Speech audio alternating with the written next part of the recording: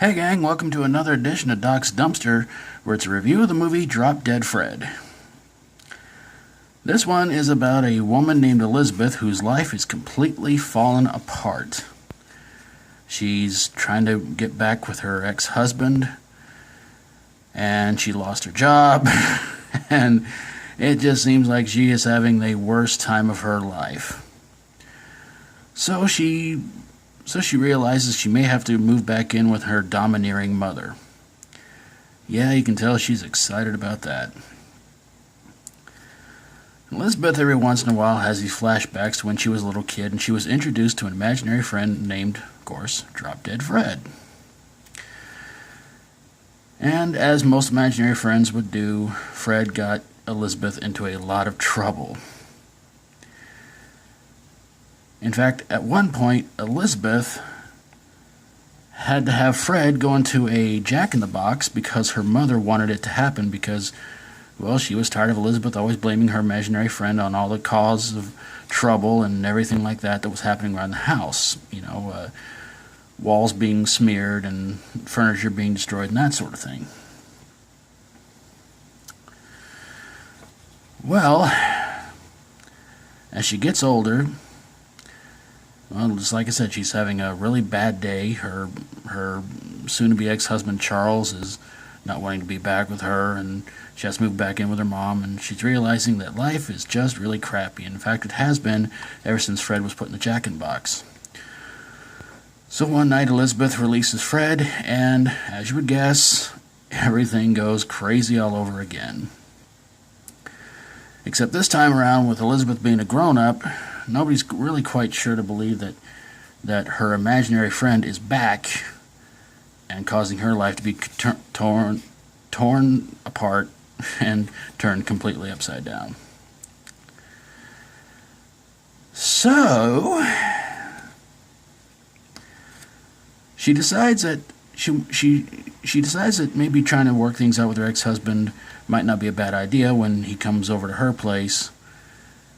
I think she was staying with her therapist friend, and convinces her to work things out. And then one night, Elizabeth eavesdrops on Charles talking to his girlfriend about basically tricking her. So Fred, right before he vanishes, because Elizabeth is supposed to be taking these pills to kind of take Fred out of the picture, Fred has Elizabeth enter his weird little world, where she is able to finally overcome all of her childhood fears of being alone and her domineering mother and everything like that. She goes to her bedroom, sees her childhood self, pulls the tape off, and frees her. So then Elizabeth and Fred hug and kiss, and Fred disappears because Fred now realizes that Elizabeth doesn't really need him anymore. So Elizabeth dumps some salad on Charles's head, leaves her mom's house, and winds up getting back with her old friend Mickey, who finds out that his daughter, named Natalie, has met Drop Dead Fred, and, well, Elizabeth feels pretty good about all that.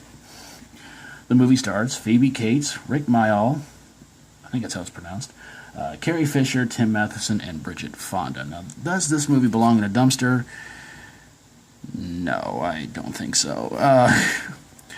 The movie is insanely crazy, and it is okay, sure, it was Gene Siskel's worst movie of the year, but this is a movie I have enjoyed watching tons and tons and tons and tons and tons of times.